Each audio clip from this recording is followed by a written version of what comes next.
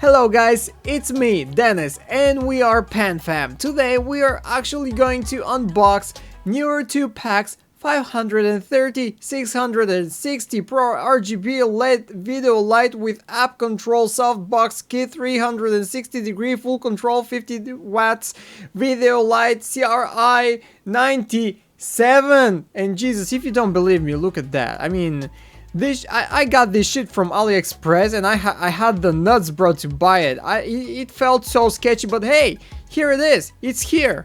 We see that it came with an Amazon box, and within this box there is another one where the lights are actually chilling. Bear with me guys, because the sack is coming out. Damn, it was actually a heavy one. I went with Neewer because my old non-branded light kit broke, and I decided to go with them. And it's not a sponsored video, so Neewer, please guys, don't let me down, okay? Or else you can go on twitch.tv/panfam__ and find my channel there. Yeah, you can find more information in the description box. We can see that everything inside is packed good, which is good.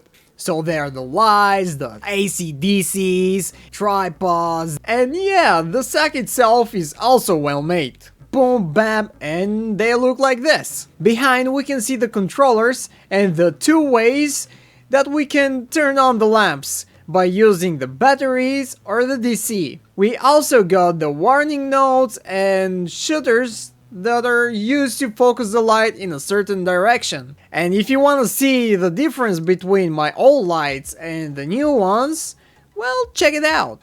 There we go. That's the difference. My old ones doesn't have RGB. With the pack we get two soft boxes. They have their own cute little sacks, and not going to lie guys, the quality of these sacks is not the greatest, but I think this is not a deal breaker. At least it's not for me.